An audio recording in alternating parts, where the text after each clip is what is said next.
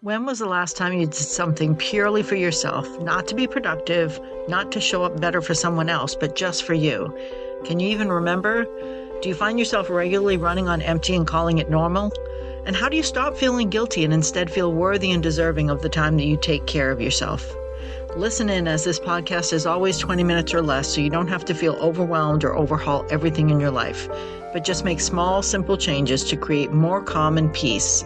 To get to your better life, make small changes and begin to live it. Hello, my returning friends, or hello, my new friends. However you got here, thank you so much for being here. We've got a lot to talk about to take care of ourselves and prioritize ourselves. So here's the question I want to start with. If you don't make yourself a priority, who will? And I don't mean that no one cares. People care, but honestly, someone or something else will step in and fill the space you offer up when you're not prioritizing yourself. Your boss will fill it with more work. Your kids will fill it with more needs. Your partner will fill it with their own priorities. Your phone will fill it with notifications, cute pit bulls, and those best press-on nails. Life will just fill it. And then suddenly you look up and weeks and months and sometimes years have gone by and you haven't actually taken care of yourself in any meaningful way. And what's worse, you haven't even noticed. And in fact, you've adapted to it. You got used to running on empty and calling it normal. So let's talk about what it actually means to prioritize yourself, why it's so hard, especially if you're someone who spends most of your time caring for others. And most importantly, some small, real, doable ways to start prioritizing yourself without blowing up your life or drowning in guilt. Take a moment right now and just think about the last time you did something purely for you. Not because it helped your family, not because it made you more productive, not because somebody else needed you to be okay. Just something that filled you up just for you. Can you remember? How long ago was it? And if you're still thinking about it, that's already telling you something. Now, the idea that you need to prioritize yourself isn't new. We've all heard it, and I've talked about it in past episodes. Put your own oxygen mask on first. You can't pour from an empty cup, all of that. And we nod along because it makes sense logically. But logic and lived experiences are very different things, aren't they?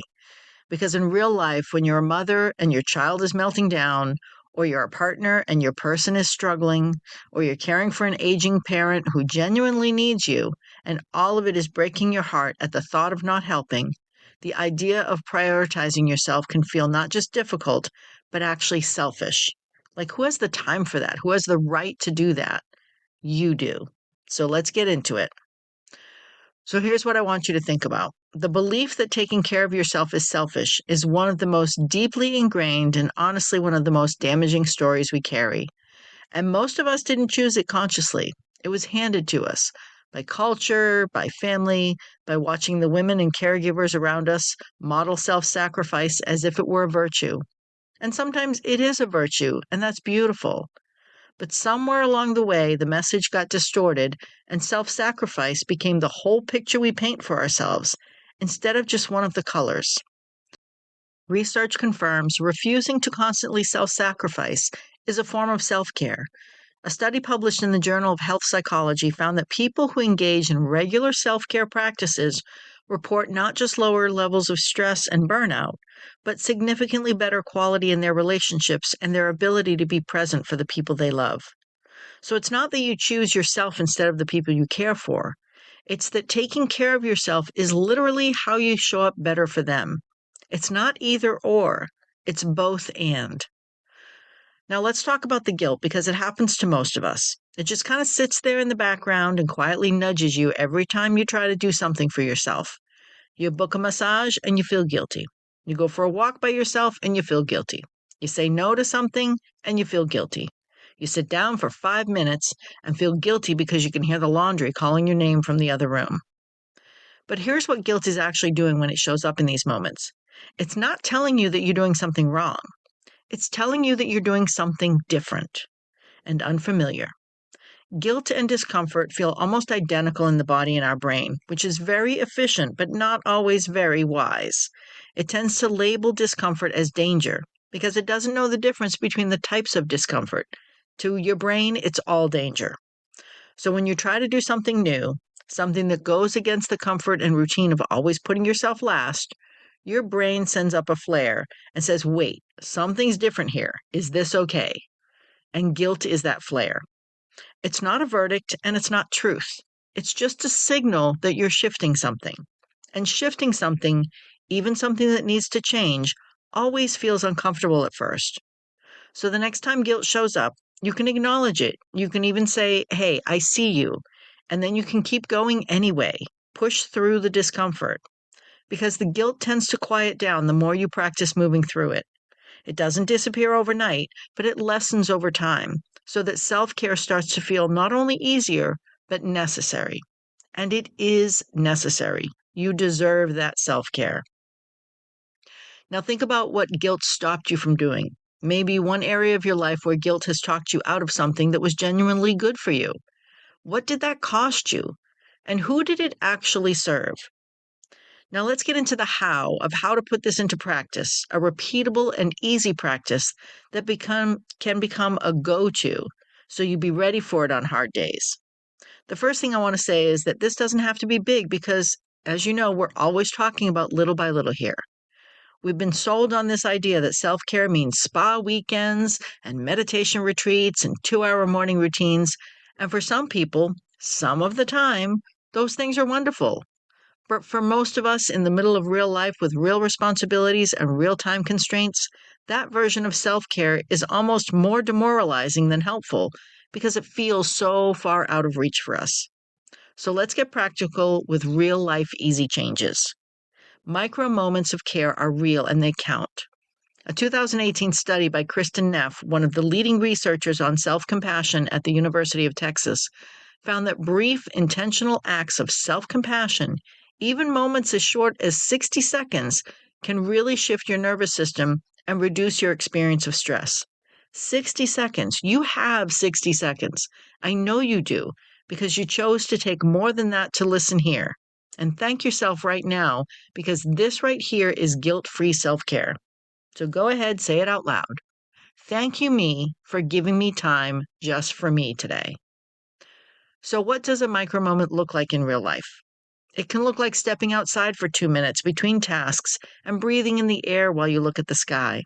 It looks like making yourself a cup of tea or coffee and stopping, sitting down to drink it instead of wandering around the kitchen multitasking. It looks like putting a song you love on in the car on the way to your kid's pickup and really listening. It looks like taking 3 slow, intentional breaths before you walk back into a hard situation. These things sound small because they are small, but small done consistently is how we change the baseline. It's how we begin to rewire the belief that we don't deserve a moment to ourselves.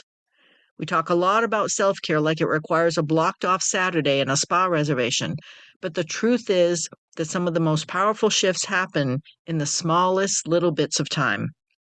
Micro moments are exactly what they sound like, brief, intentional pauses that matter. Your nervous system doesn't need a vacation to reset. It needs repetition. It needs small, consistent signals that you're safe, that you matter, that you're not just a function running on autopilot. Every time you step outside for 2 minutes and actually notice the sky, every time you sit down with your coffee instead of drinking it standing over the sink, every time you take those 3 slow breaths, you're sending your brain a message. And that message is, I'm worth a moment. That sounds simple, but for a lot of us, it's a significant shift that our bodies and souls pay attention to. Neff's work on self-compassion shows us that even brief intentional acts of turning inward can shift our stress response in measurable ways. Your cortisol levels, your heart rate, your sense of being overwhelmed, all of it responds to these small moments of care. The body keeps score in both directions. It registers the neglect, but it also registers the care and kindness you give yourself. And here's what I love most about micro moments is that they're cumulative. Each one builds on the last. Like drops of water filling a bowl. You don't see it happening all at once, but one day you realize your bowl isn't empty anymore. You start to feel more like yourself. And that's not a small thing. That can be everything. Now let's talk about parents specifically for a minute. To every parent who's listening and feeling like they've completely lost the thread of who they are outside of that role, Parenthood has this incredible ability to just absorb everything. Your time, your identity, your sleep, your headspace. It can feel like it sucks more out of you than you want to give. And it's also one of the most profound and beautiful things a person can experience. Both things are true at once. But what we forget is that you, as an individual, still exist in there. The person you were before, the things that made you feel alive, the dreams that were yours and not anyone else's, they didn't disappear. They're just waiting. And when you take those moments for yourself, your kids don't just benefit from a present parent, they benefit from watching a parent who knows how to take care of themselves. Because you're modeling for them what it looks like to be a human being who has needs and honors them. And that's not selfish parenting. That's actually amazing parenting. You're teaching them something they'll carry into their adulthood and possibly their own parenthood. And think about that for a moment. What are you modeling right now about self-worth and self-care? Do they see you exhausted and not taking care of yourself?